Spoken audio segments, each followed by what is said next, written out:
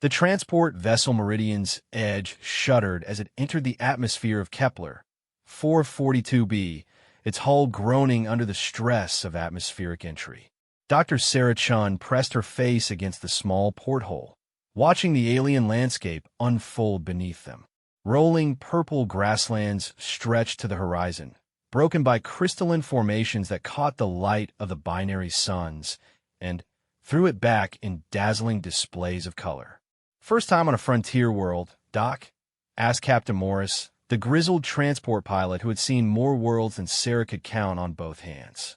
"First time anywhere outside the Sol system," Sarah admitted, her voice barely audible over the engine noise. "I still can't believe the Galactic Council approved my research proposal." Morris snorted. "Yeah, well, they probably figured sending one human to study alien child development was safer than sending a whole team. Less chance of you folks doing something unexpected." Sarah knew what he meant. Humanity had been part of the Galactic Council for only 3 years, and their reputation preceded them. Every species in the galaxy had heard the stories about humans and their uncanny ability to survive in environments that would kill most other sapient beings. They called Earth a death world, and its inhabitants death-worlders, with a mixture of fear and grudging respect. The transport touched down at the research station with a bone-jarring thud. Through the porthole, Sarah could see the Zentari delegation waiting for them. The Zentari were one of the oldest species in the galaxy, with a civilization that spanned millennia.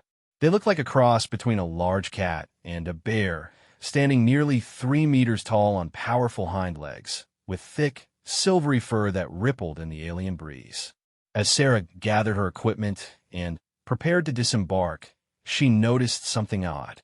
The adult Zentari stood in a formal line, as was proper for greeting a visiting researcher. But behind them, partially hidden by the landing pad structures, she could see smaller figures. Zentari cubs, probably between the equivalent of 5 and 10 human years old, clustered together and seemed to be watching the transport with intense curiosity. "Remember, Doc," Morris said as he powered down the engines, "the Zentari are formal folks. They don't like surprises, and they really don't like anyone getting too close to their young ones. The cubs you'll be studying are basically off-limits except during scheduled observation periods." Sarah nodded, though something about the captain's warning struck her as odd. In all her research preparing for this assignment, she had read that Zentari cubs were naturally curious and social, much like human children. The idea that they would be kept away from a visiting xenobiologist seemed contrary to their nature. The airlock cycled open with a soft hiss, and Sarah stepped onto the surface of an alien world for the first time in her life. The air was thicker than Earth's, with a slightly sweet scent that reminded her of jasmine and copper. The gravity was about 1.2 times Earth normal, making each step feel slightly heavier than she was used to. Ambassador Korvac, the lead Zentari diplomat, approached with measured steps. His silver fur was perfectly groomed, and the ceremonial sash across his chest marked him as a high-ranking official. When he spoke, his voice was a deep rumble that seemed to come from somewhere deep in his massive chest. "Dr. Chun, welcome to Zentari Prime's research facility. I am Ambassador Korvac, and I will be your primary liaison during your stay here." He gestured to the other adults behind him. "These are Dr. Neville, our chief xenobiologist, Dr. Uras, our child development specialist, and security chief Grendak." Each Zentari nodded formally as they were introduced, but Sarah noticed that none of them seemed particularly enthusiastic about her presence. There was something in their postures, a stiffness that went beyond formal protocol.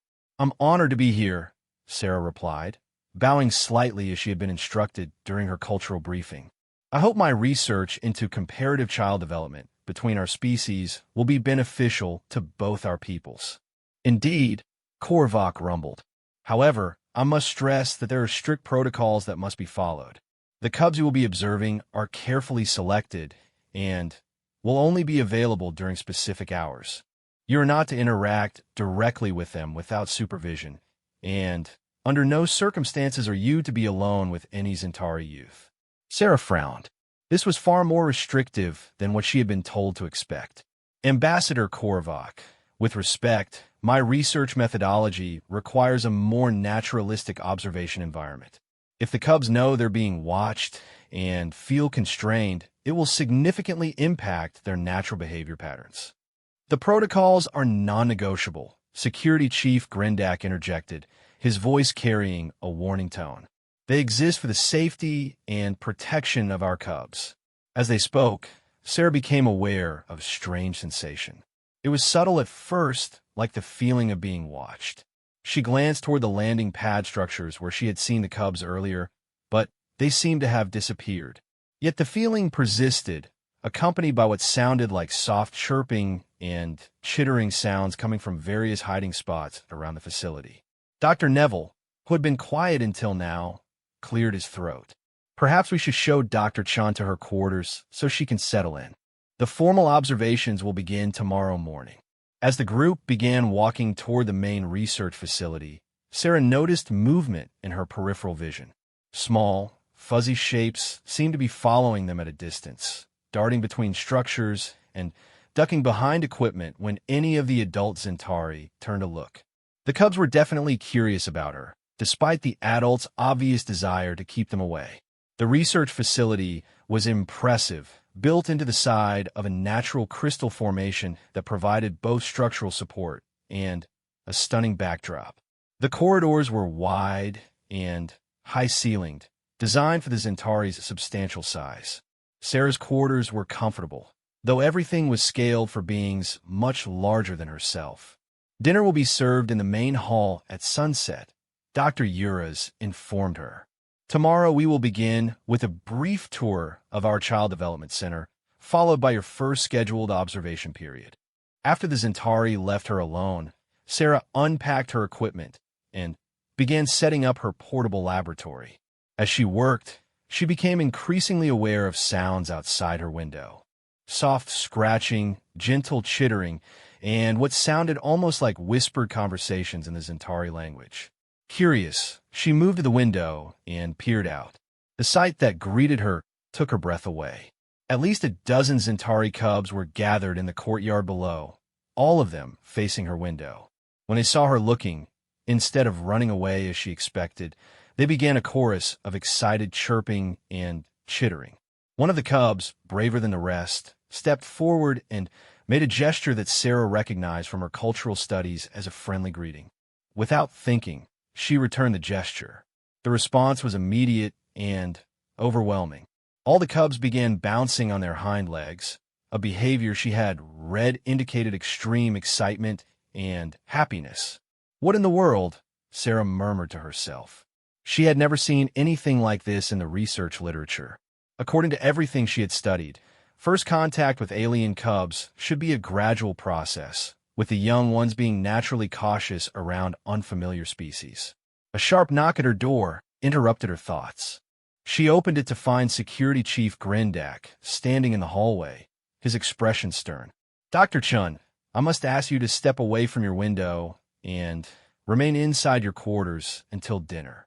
The cubs have become agitated and need time to calm down. Agitated? Sarah asked. They seemed excited and happy to me. Curious, certainly, but not agitated. Grindak's ears flattened against his head, a sign of irritation. You are not qualified to interpret Centauri cub behavior, Dr. Chun. Please remain inside. After he left, Sarah found herself puzzling over the interaction. Everything she had observed suggested that the cubs were drawn to her in a positive way, not frightened or agitated. But the adults seemed almost desperate to keep them separated. She spent the rest of the afternoon reviewing her research notes and trying to make sense of the situation. According to her data, Centauri cubs were known for their social intelligence and their ability to form bonds across species lines. In fact, several case studies had documented successful integration programs between Centauri cubs and the young of other species. As the binary suns began to set, painting the sky in shades of orange and purple, Sarah made her way to the dining hall.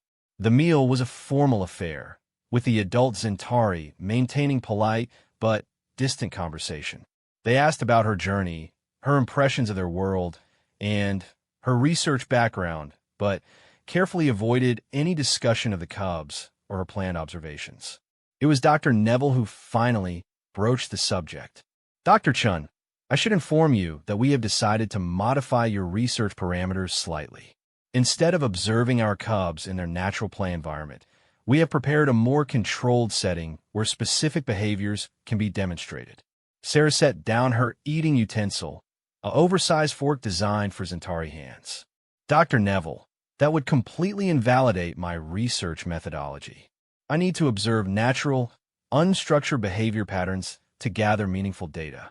I'm afraid that won't be possible, Ambassador Korvac interjected. The cubs have shown an unusual reaction to your presence that we find concerning. What kind of reaction? Sarah pressed. For what I observed, they seemed curious and friendly. That's completely normal behavior for young mammals encountering something new. The adult Zentari exchanged glances that Sarah couldn't quite interpret. Finally, Dr. Urez spoke, his voice carefully measured. Dr. Chun, you must understand that Zentari cubs have an extremely developed sense of smell. They can detect pheromones and chemical signatures that even our most advanced technology cannot measure. When they encounter a new scent, their reaction tells us a great deal about the individual they are meeting. And what exactly is my scent telling them? Sarah asked, though she wasn't sure she wanted to know the answer. Another exchange of glances, and then Korvac spoke. They are reacting as if you were a parental figure, specifically as if you were their mother. Sarah stared at them in stunned silence. That's impossible. I'm a completely different species. Indeed, Grindak rumbled, which is why we find their reaction so disturbing. In our entire recorded history, Zentari cubs have never shown maternal recognition toward an alien species. It simply doesn't happen. But it is happening, Dr. Neville added. Every cub in our facility has shown the same response to your scent. They're trying to approach you with the same trust and affection they would show to their birth mothers. Sarah's mind raced with the implications. Have you considered that this might be exactly what my research was designed to study? Cross-species bonding mechanisms? This could be the discovery of a lifetime. Or it could be an indication that something about your presence is triggering an inappropriate response that could be harmful to our cub's development, Korvac countered. Until we understand what is happening and why, we cannot allow unsupervised contact. The rest of dinner passed in uncomfortable silence. Sarah returned to her quarters with her mind spinning with questions and possibilities. As she prepared for bed, she heard the sounds outside her window again, the soft chittering and scratching that had become familiar over the course of the evening. Unable to resist, she moved to the window and looked out. The cubs were back, more of them this time. They had arranged themselves in a rough circle in the courtyard, all facing her window. In the center of the circle, she could see what looked like gifts. Small crystalline formations, colorful stones, and what appeared to be handmade trinkets crafted from local materials. As she watched, one of the cubs noticed her at the window and alerted the others. The entire group began the same excited bouncing behavior she had witnessed earlier, but this time they added something new. They began to sing. It was a haunting, beautiful melody that seemed to resonate through the crystal walls of the facility. Sarah had read about Zentari lullabies, songs that mothers sang to their cubs to comfort them and help them sleep. But this was different. This was a song of welcome, of joy, of love. Tears began to stream down Sarah's cheeks as she realized what she was hearing. These cubs, who had never met her before, who belonged to a completely different species, were singing to her the way they would sing to a beloved parent returning home after a long absence. Whatever was happening here, whatever mechanism was causing this unprecedented cross-species recognition, Sarah knew that her research had stumbled onto something far more significant than anyone had imagined. The question was whether the adult Zentari would allow her to investigate it, or whether their fear would prevent one of the most important discoveries in xenobiological history. As the cub's lullaby drifted through the night air, Sarah made a decision. She would find a way to understand this phenomenon, even if it meant challenging the restrictions placed upon her.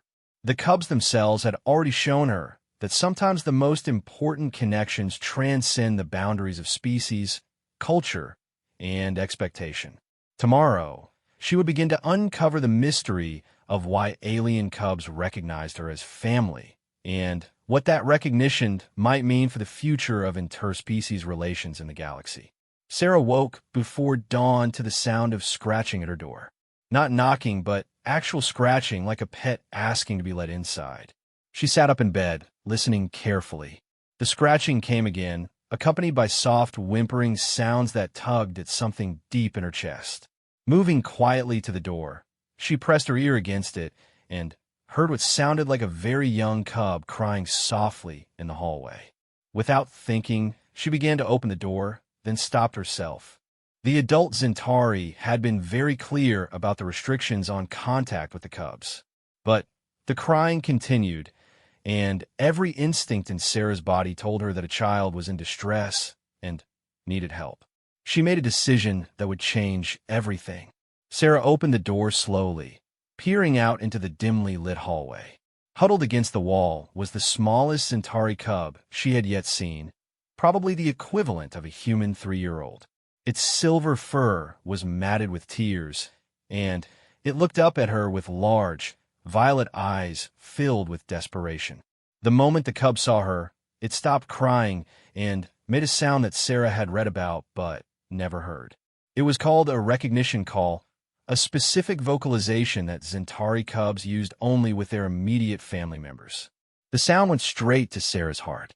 "Hey there, little one," she whispered, crouching down to the cub's level. "What's wrong?" The cub immediately scrambled toward her, pressing its small body against her legs and continuing to make the soft recognition calls. Sarah could feel the cub trembling, and when she gently placed her hand on its head, she realized it was burning with fever. "Oh no, you're sick," she murmured, her medical training overriding her concerns about protocol. She carefully lifted the cub, surprised by how light it was despite its thick fur. "Let's get you some help." The cub nestled against her shoulder with complete trust, its trembling beginning to subside as it breathed in her scent. Sarah could feel its tiny heart racing, but it was definitely calming down in her arms. She carried the cub through the halls of the facility, looking for the medical wing. The research station was larger than she had realized, with multiple levels and sections she hadn't explored yet. As she walked, she became aware of other sounds. Soft chittering and the padding of small feet seemed to be following her through the corridors. Finally, she found a directory and located the medical section. But as she approached the medical bay, she heard voices coming from within. Adult Zentari voices speaking in urgent, hushed tones. "The readings are getting worse," Dr. Neville was saying. "Every cub in the facility is showing signs of distress. Heart rates elevated, stress hormones through the roof. They've barely eaten in the past 2 days." Ever since the human arrived, Grindak's voice growled in response. "I told you bringing her here was a mistake. The cubs are trying to get to her constantly," Dr. Uriz added. "They're gathering outside her quarters, leaving gifts, singing. It's like they're trying to communicate something we don't understand." Sarah hesitated outside the medical bay, the sick cub still clinging to her. She was about to announce her presence when Ambassador Korvak's voice stopped her cold. "There's something else we need to discuss. Something I didn't mention to the human researcher." His voice dropped even lower. "I've been in contact with other worlds where humans have had contact with our cubs. The reports are disturbing." "What kind of reports?" Dr. Neville asked. 3 different worlds, 3 different human visitors. In every case, the cubs showed the same response. Complete maternal recognition, despite never having encountered a human before. But that's not the disturbing part. The cub in Sarah's arms shifted, making a soft sound that she recognized as contentment. She gently stroked its head, tried to keep it calm while she listened. "What happened to the cubs after the humans left?" Dr. Uriz asked, though his tone suggested he already feared the answer. "They pined. They stopped eating, stopped playing, stopped responding to their actual parents. 2 facilities reported cubs becoming so distressed that they required medical intervention. One cub died from the stress of separation. Sarah felt her blood run cold. The cub in her arms made another soft sound, and she realized it was falling asleep, its fever breaking as it rested against her. "Are you suggesting," Grindak said slowly, "that human contact with our cubs creates some kind of unhealthy dependency?" "I'm suggesting," Korvac replied, "that whatever mechanism is causing this recognition response may be harmful to our cubs' psychological development, which is why Dr. Chen's research must be strictly controlled." Sarah had heard enough. She stepped into the medical bay, carrying the sleeping cub. All four adult Zentari turned to stare at her in shock. "Before you say anything," Sarah said firmly, "this cub was sick and distressed. It came to my door, crying with a fever. I couldn't leave a sick child to suffer, regardless of species." Dr. Neville immediately moved to examine the cub, running a medical scanner over its small form. "Temperature is elevated but dropping. Stress hormones are actually lower than normal." "How long has it been with you?" "About 20 minutes, Sarah replied, gently transferring the sleeping cub to a medical bed. "It calmed down almost immediately when I picked it up." The adult Zentari exchanged those looks again, and Sarah had had enough of being excluded from their communications. "I heard what you were discussing," she said bluntly, "about the other worlds and the cubs who suffered after human contact ended. You think I'm somehow harming these cubs by being here?" "Dr. Chun," Korvac began, but Sarah cut him off. "No, let me speak. I'm a xenobiologist specializing in child development. I've spent years studying how young mammals form attachments and bonds. What you're describing isn't harm. It's the formation of a genuine emotional connection. The cubs who suffered when the humans left weren't experiencing some kind of psychological damage. They were experiencing grief." "Grief," Dr. Uras repeated. "But these humans were strangers to them. Were they?" Sarah challenged. "You said the cubs showed complete maternal recognition. If that recognition is genuine, if it's based on some mechanism we don't yet understand, then, from the cubs' perspective, those humans weren't strangers. They were family members who suddenly disappeared." She moved to the medical bed where the cub was sleeping peacefully, its breathing steady and relaxed. "Look at this little one. It was sick and distressed, but it sought me out for comfort. Its fever is breaking, its stress levels are down. Does that look like harmful contact to you?" Dr. Neville studied his scanner readings with a frown. "The biometric data supports what she's saying. This cub's vital signs are all improved." "But the mechanism," Grindak protested. "We don't understand why this is happening. What if it's some kind of human pheromone that's artificially triggering the recognition response?" Sarah considered this. "That's possible. Humans do produce a wide range of pheromones, and some of them are associated with maternal behavior and child rearing. But if that's the case, it suggests something remarkable about the evolutionary compatibility between our species." She turned to face all four adults. "Instead of treating this as a problem to be contained, why don't we treat it as an opportunity to learn?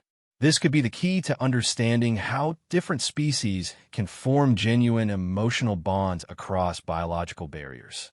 "The risk to our cubs," Korvac started to object, "could be minimized with proper protocols," Sarah interrupted.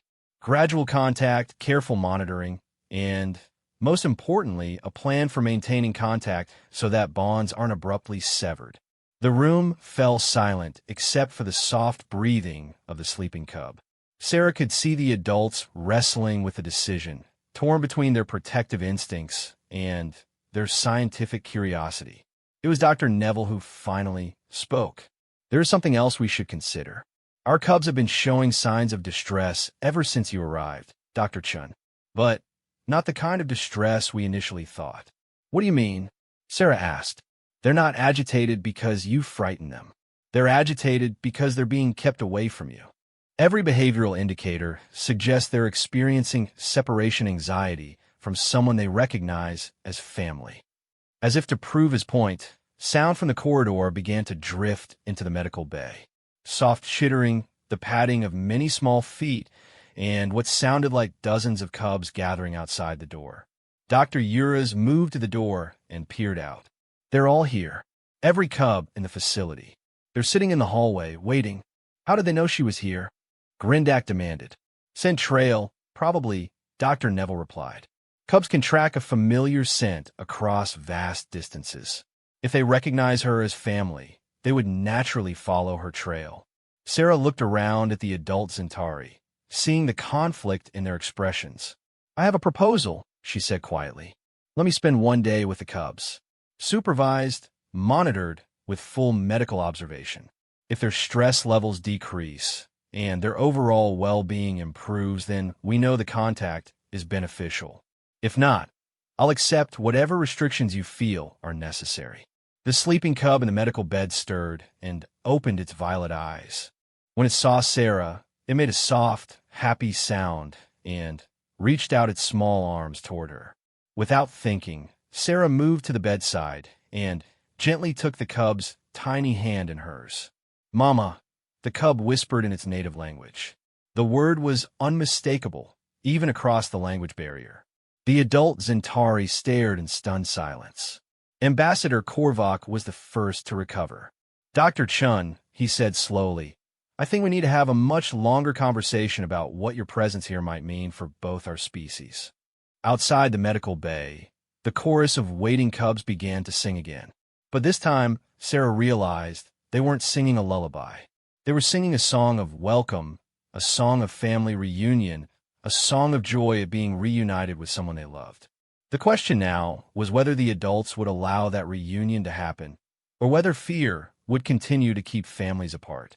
But as Sarah looked down at the small cub holding her hand and calling her mama, she knew that some bonds were stronger than fear, stronger than protocol, and stronger than the barriers between species. The truth about why alien cubs recognized her as family was about to be revealed, and it would change everything they thought they knew about the connections that could exist between stars. The emergency council meeting convened at dawn in the facility's main conference chamber.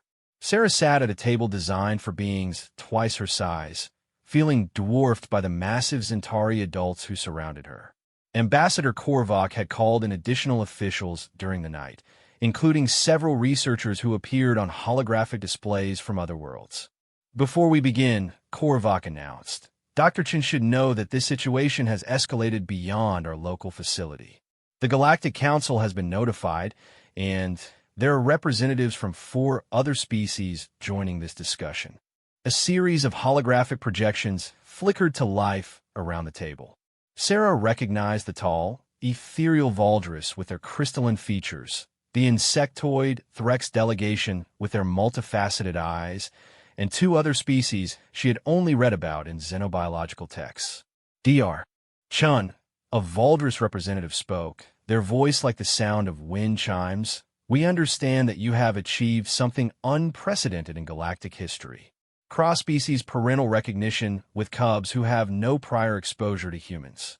That's correct, Sarah replied, trying to keep her voice steady despite the magnitude of the situation.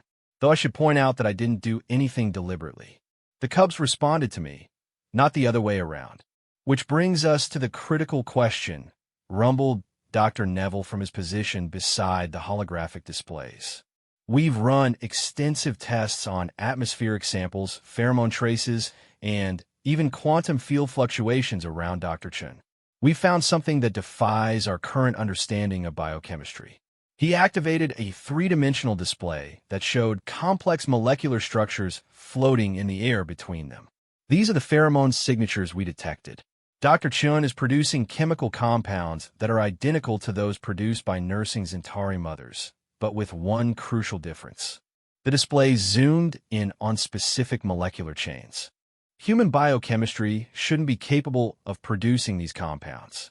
Our species evolved on different worlds, under different conditions, with completely different evolutionary pressures. The odds of accidental chemical compatibility are astronomical. Sarah stared at the molecular structures, her scientific mind racing. You're suggesting this isn't accidental? We're not suggesting anything yet, Ambassador Korvac interjected.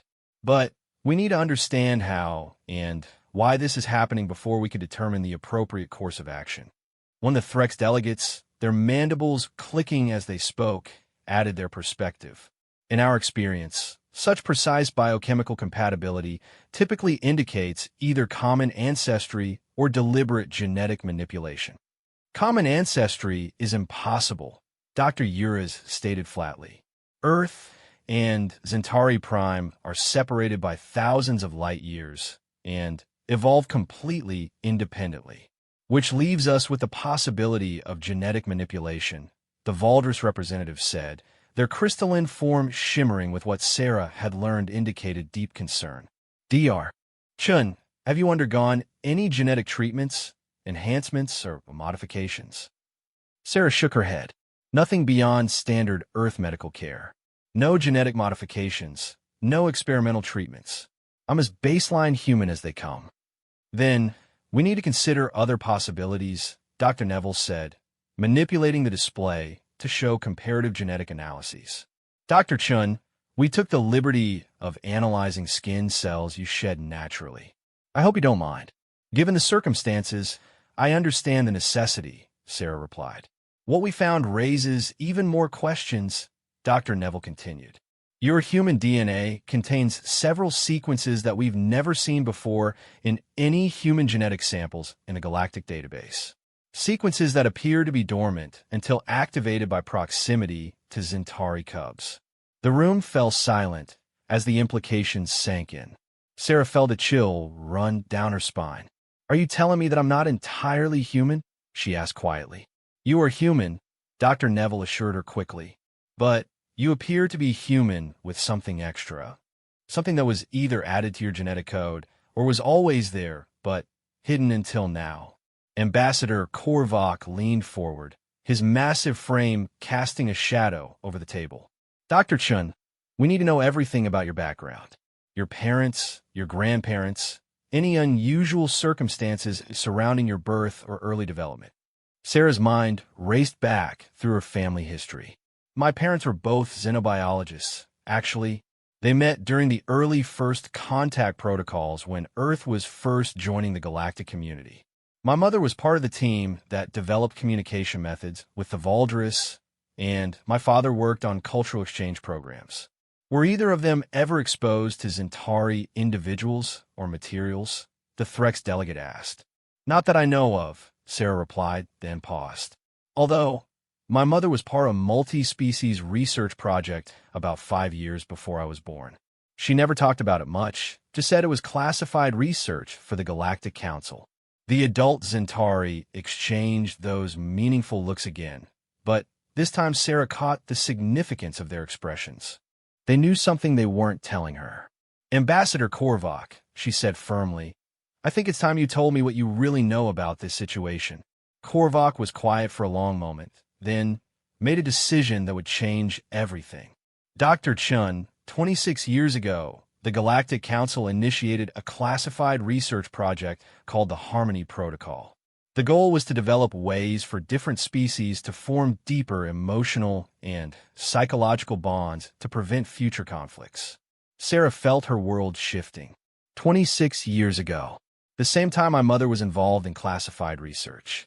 The Harmony Protocol involved volunteers from multiple species. Dr. Neville continued the explanation. Individuals who agreed to undergo experimental genetic modifications designed to enhance cross-species empathy and bonding capabilities.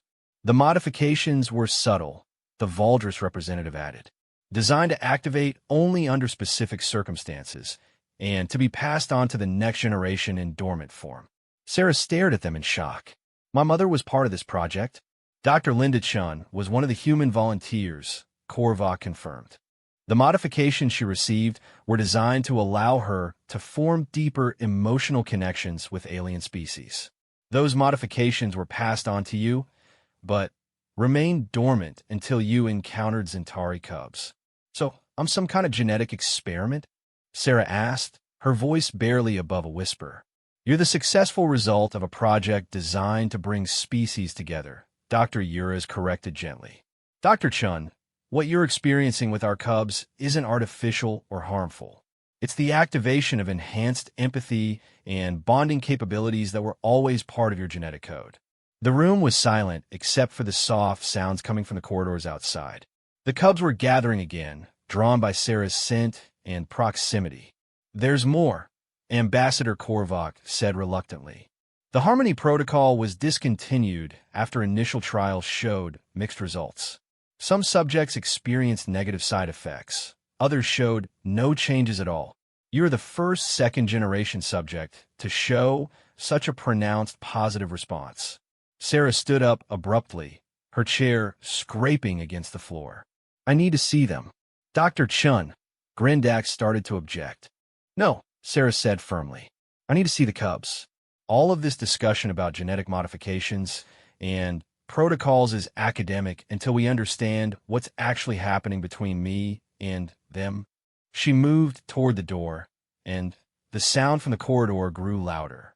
Excited chittering, the padding of feet, and underneath it all, the soft harmonious humming that Zentari cubs made when they were happy.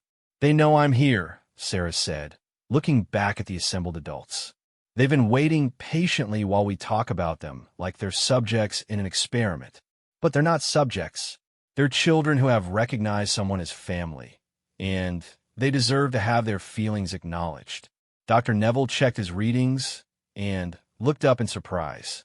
The biometric data from the cubs has been improving throughout this meeting. Their stress levels are down across the facility just because they know she's nearby. "That settles it," Sarah declared, reaching for the door controls. "I'm going to spend time with the cubs. Monitor me, test me, analyze whatever you need to analyze. But those children need their family, and apparently I'm family." She opened the door to find herself facing nearly 50 Zentari cubs of various ages. They filled the corridor, all of them looking at her with expressions of hope and longing. When they saw her, a chorus of recognition calls filled the air, and the smaller cubs began scrambling toward her. Sarah knelt down and found herself immediately surrounded by soft, furry bodies. Cubs pressed against her, nuzzling her hands and face, making the soft sounds of contentment that indicated complete trust and affection. One of the older cubs, probably the equivalent of a human teenager, approached more cautiously. "Mama, not mama," it said in carefully pronounced Standard Galactic, the trade language used across species. "You smell like mother, but you are not mother. What are you?" Sarah looked into the cub's intelligent violet eyes and found herself answering with complete honesty. "I'm someone who was born to love you," she said simply.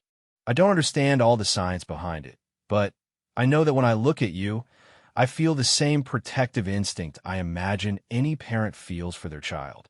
The young Zentari's ears perked up. "Love across stars." "Love across stars," Sarah confirmed.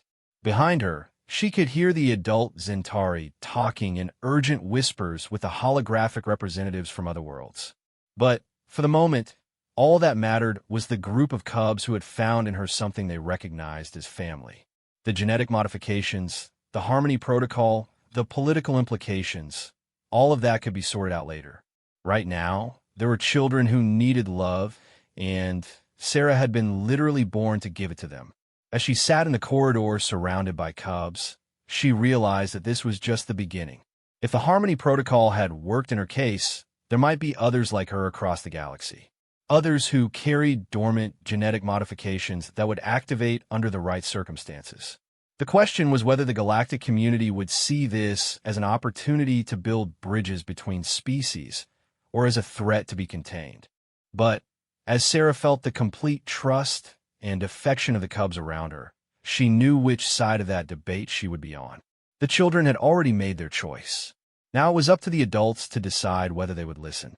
3 days later, the research facility had transformed into something resembling a cross between a diplomatic embassy and a family reunion.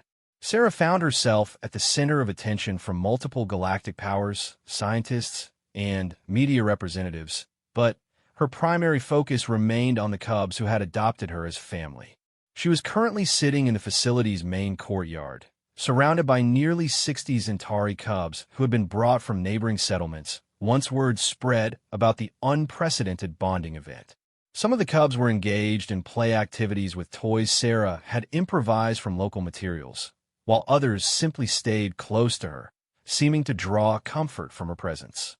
Dr. Elena Vasquez, a human xenopsychologist who had arrived on an emergency transport, knelt beside Sarah while monitoring the cub's behavior. The stress hormone levels across the entire population have dropped by 60% since you began regular contact, she reported. We're also seeing improved appetite, better sleep patterns, and enhanced social interaction between the cubs themselves. They're happier, Sarah said simply, watching as two cubs who had been introduced yesterday played together with wooden blocks she had carved for them. When children feel secure and loved, they thrive. It's that simple. But the political implications are far from simple. Ambassador Korvac approached, his formal diplomatic bearing somewhat softened by 3 days of observing Sarah's interactions with the cubs.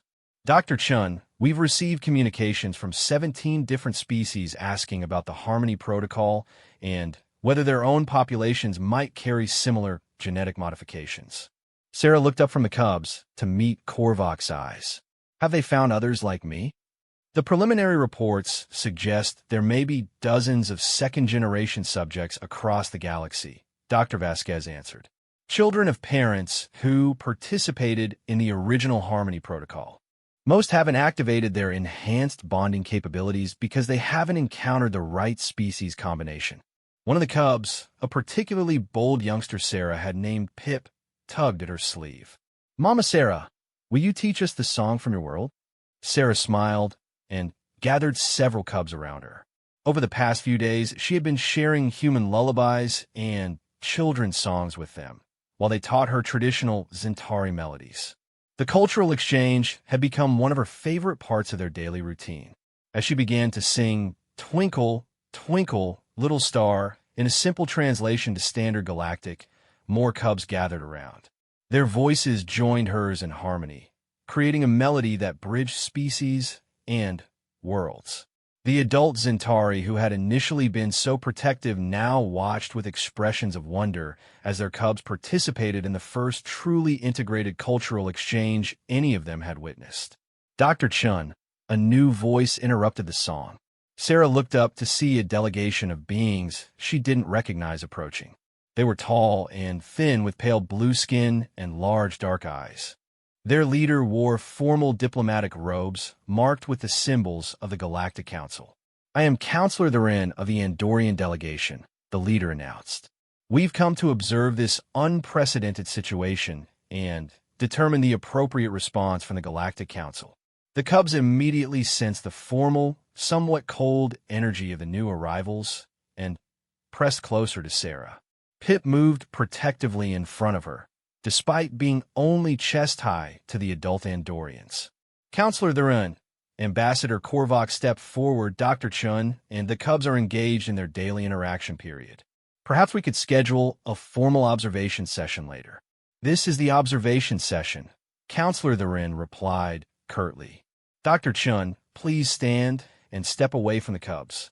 Sarah felt every protective instinct in her body activate. I'm not going to step away from them. They're children, not experimental subjects. They are alien children who have formed an inappropriate attachment to a genetically modified human. Another Andorian delegate spoke. This situation represents a potential threat to natural species development. The cubs began to make distressed sounds, picking up on the tension between the adults. Several of the younger ones started to whimper, and Pip actually growled at the Andorian delegation. You're frightening them, Sarah said, her voice carrying a warning tone that made several of the adult Zentari step back in surprise. These children have done nothing wrong. They've simply recognized love when they found it. Counselor Therin's large eyes narrowed. Dr. Chun, you are the product of unauthorized genetic experimentation. Your presence here is disrupting the natural development of Zentari cubs. We have the authority to remove you from this facility for the protection of these children. No, Pip said loudly in Standard Galactic, surprising everyone. The young cub moved even more protectively in front of Sarah. Mama Sarah stays. She teaches us songs and makes us feel safe and loved. You make us feel scared. Child, you don't understand the situation, Counselor Therin began. I understand that you want to take away someone who loves us. Another cub spoke up. This one was older, perhaps the equivalent of a human 10-year-old. Mama Sarah's heart scent is warm and safe. Your heart scent is cold and frightening. Sarah realized that the cubs were referring to the complex pheromone signals that Zentari could detect. They weren't just responding to her genetically enhanced compatibility. They were also reading the emotional intentions of everyone around them. Dr. Vasquez stepped forward, her data pad in hand. Counselor Theron, I have 3 days of comprehensive biometric data that clearly shows the beneficial effects of Dr. Chen's interaction with these cubs.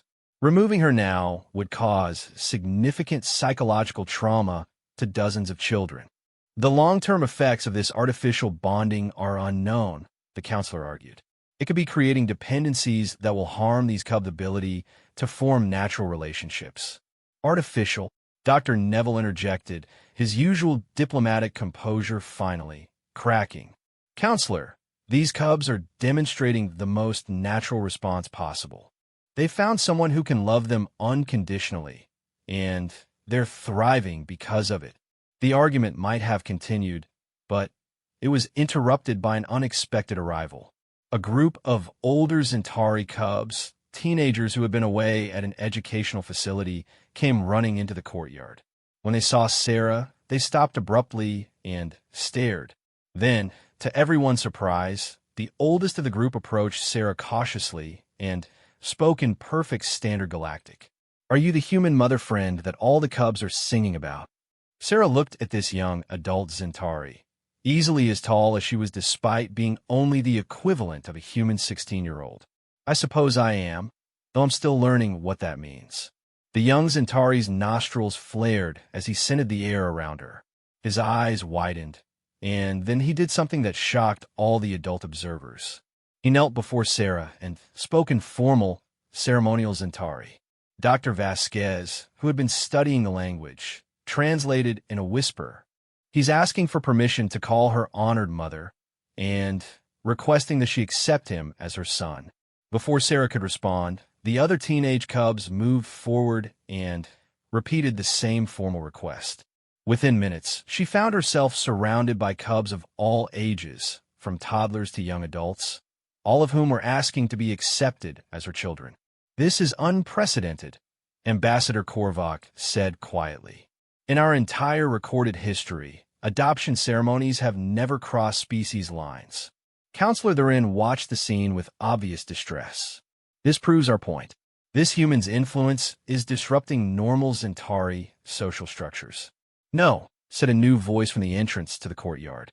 An elderly Zentari female approached, her silver fur marked with the patterns that indicated great age and wisdom. This human is not disrupting our social structures.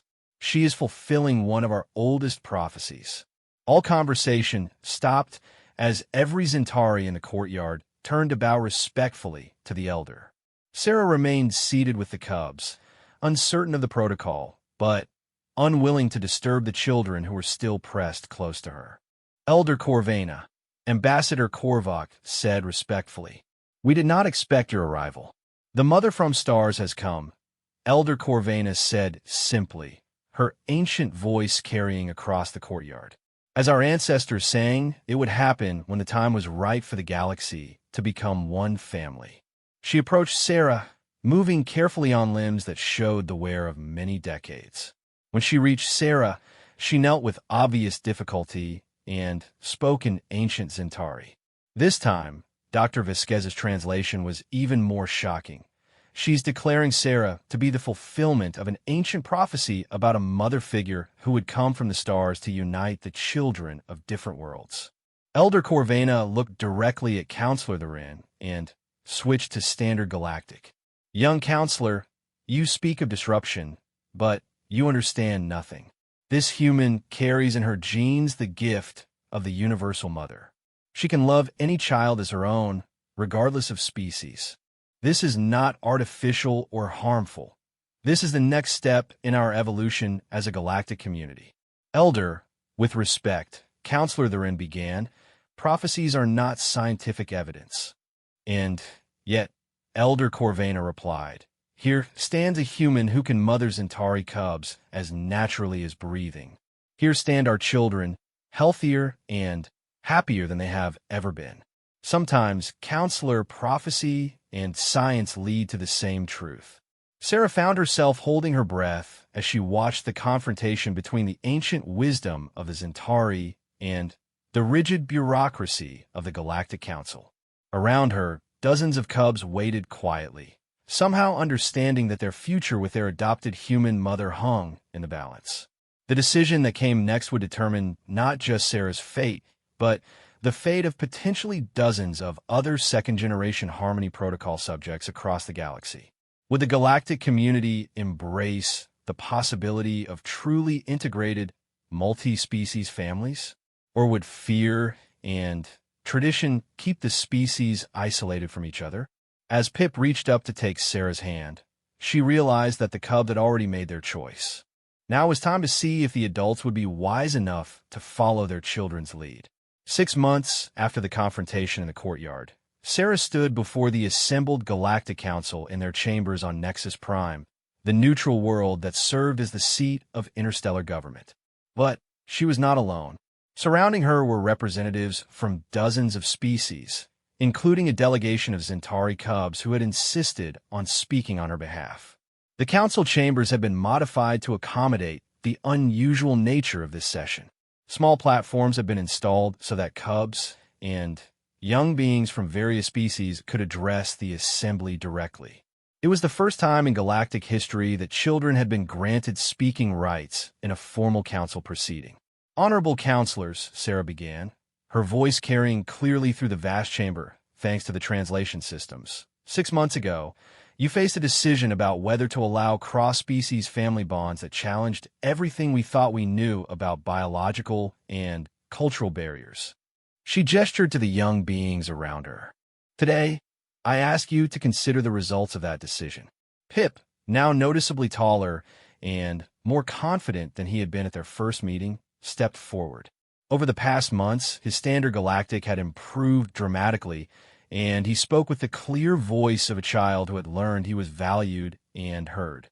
"Honorable counselors, my name is Pip, and Sarah Chun is my mama from stars. Before she came, I was scared all the time. I didn't sleep well, I didn't play much, and I didn't feel like anyone understood me." He turned to look at Sarah with obvious affection before continuing. "Mama Sarah taught me that love doesn't have to look the same to be real. She sings human songs to help me sleep, and I teach her Centauri games. She helps me with my lessons, and I help her understand how to make the best nesting cookies for all my siblings." The translator systems carried not just his words, but also the emotional undertones that were crucial to Centauri communication. Every being in the chamber could feel the genuine love and security in the cub's voice. A young Valdris, her crystalline features shimmering with nervous energy, approached the speaking platform next. "Counselors, my name is Resonance of Morning Light, though Mama Sarah calls me Melody because she says my voice reminds her of music from her world." The young Valdris had traveled from their home world specifically for this hearing. 3 months ago, Dr. Chun visited our world as part of the expanded Harmony research. When she met me and my clutch siblings, we experienced the same recognition that the Centauri cubs describe. But more importantly, she helped us understand emotions we had never learned to express. Dr. Vasquez, who had become Sarah's primary research partner and advocate, stepped forward with a comprehensive data display. "Counselors, we now have extensive research from 12 different worlds where second-generation Harmony subjects have interacted with alien children. The results are consistent across all species involved. The holographic displays showed biometric data, psychological assessments, and social development metrics. Children who have had contact with their cross-species parent figures show improved emotional regulation, enhanced social development, better academic performance, and increased cross-cultural understanding. More importantly, Neville added from his position with the Centauri delegation, we've seen no negative effects, no unhealthy dependencies, and no disruption of normal species development patterns. The children maintained strong bonds with their biological families while gaining an additional source of love and support. Counselor Theron, who had been the primary opposition voice 6 months earlier, stood to address the assembly. Sarah was surprised to see that his demeanor had changed significantly. Dr. Chun, 6 months ago, I believed your presence represented a threat to natural species development. I have come here today to formally retract that position and offer an apology. The chamber fell silent as the Andorian counselor continued. My own daughter recently activated her dormant harmony genes when she encountered human children on a diplomatic mission. Watching her care for human younglings with the same fierce protectiveness she shows for her own siblings has taught me that love transcends the boundaries we try to place around it. He looked directly at Sarah. Dr. Chun, you and others like you represent not a threat to our children, but the possibility of a galaxy where no child ever lacks for someone to love them. Elder Corvina, now officially recognized as the spiritual advisor to the Zentari delegation, spoke from her position of honor. Counselors, in the ancient songs of my people, we spoke of a time when the stars would send us mothers for all the lonely children of the galaxy. We thought it was metaphor. We were wrong. She gestured to Sarah and the assembled children. The Harmony Protocol was never about genetic modification. It was about activating what was always meant to be. Some beings are born with the capacity to love any child as their own. This is not artificial. This is the universe's way of ensuring that love is always available when it is needed. The most surprising testimony came from the Threx delegate, whose species had historically been the most isolated and suspicious of cross-species contact. Counselors, 3 weeks ago, our world experienced a natural disaster that left many of our larvae orphaned. Standard protocol would have been to place them in state care facilities. Instead, we requested assistance from the Harmony program. The insectoid delegate's mandibles clicked in what Sarah had learned was their equivalent of emotional expression. Dr. Sarah Chun arrived within 48 hours and has since been caring for 67 Threx larvae as if they were her own offspring. She sleeps in our nursery chambers, feeds our young by hand, and has learned our lullabies to comfort them. The delegate paused, and when he continued, his voice carried a note of wonder. In our species' recorded history, we have never seen an individual capable of caring for so many young simultaneously. Dr. Chin's presence has allowed these orphan larvae to thrive rather than merely survive. A series of holographic displays showed images from the Threx world. Sarah, looking exhausted but happy, surrounded by dozens of insect-like larvae who clustered around her with obvious trust and affection. The images were both alien and unmistakably touching. Ambassador Korvac stood to deliver the final presentation. Counselors, 6 months ago we asked whether the galactic community would embrace cross-species family bonds or fear them. Today, we have our answer. New displays showed star maps with highlighted worlds. We have identified 47 second-generation harmony subjects across 18 different species. Every one of them has demonstrated the same capacity for cross-species parental bonding. We have documented successful family integration on 23 different worlds. Most significantly, he continued, we have seen the emergence of truly integrated communities where children of multiple species grow up together as siblings, learning from each other, and developing the kind of understanding that will make future conflicts almost impossible. The council chambers erupted in discussions as representatives from various worlds began sharing their own experiences and observations. Sarah found herself surrounded by cubs and young beings from multiple species, all of them looking to her with a kind of trust and love that transcended biological barriers. Counselor Ethros of the Eldar Republic called for order and formal voting. The question before us is whether to officially recognize and support the Harmony Family Program or to restrict and regulate cross-species adoptions. The vote, when it came, was unanimous. The Galactic Council hereby recognizes the Harmony Family Program as a legitimate and beneficial form of family structure, Counselor Ethros announced. Furthermore, we establish funding for research stations, support services, and educational programs to help integrate Harmony families into existing communities. As the chambers erupted in celebration, Sarah found herself crying tears of relief and joy. Pip immediately climbed onto her lap to comfort her, followed by Melody and several other children who had become her galactic family. "Mama Sarah," Pip said quietly, "does this mean we get to stay together?" "It means," Sarah replied, holding him close, "that no child in the galaxy ever has to be without someone to love them. And it means that love really is stronger than the distance between stars." Elder Corvina approached them, moving more slowly now, but with obvious satisfaction. "The Mother from Stars has done what the prophecies foretold. You have shown us that family is not about biology or species. It is about choosing to love and protect each other." As the formal session ended and beings began to disperse, Sarah realized that this was just the beginning. Across the galaxy, there were children who needed families and adults who were capable of loving them regardless of species. The Harmony Protocol had given them the genetic tools, but it was love itself that had made the difference. She looked around at the children of multiple species who called her Mama, each one unique and precious, each one teaching her something new about the capacity of hearts to expand across any barrier. The galaxy had just become a much larger, more complicated, and infinitely more loving family. And somehow, a human woman from Earth had become the mother who helped bring them all together. In the end, it hadn't been about genetic modification or political protocols or scientific breakthroughs.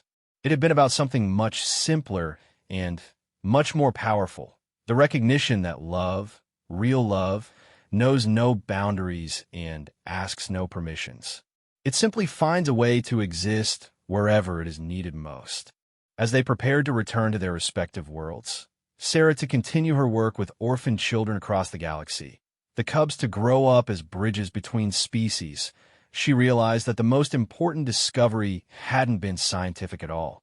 It had been the discovery that the universe itself seemed designed to ensure that no child ever had to face the darkness alone.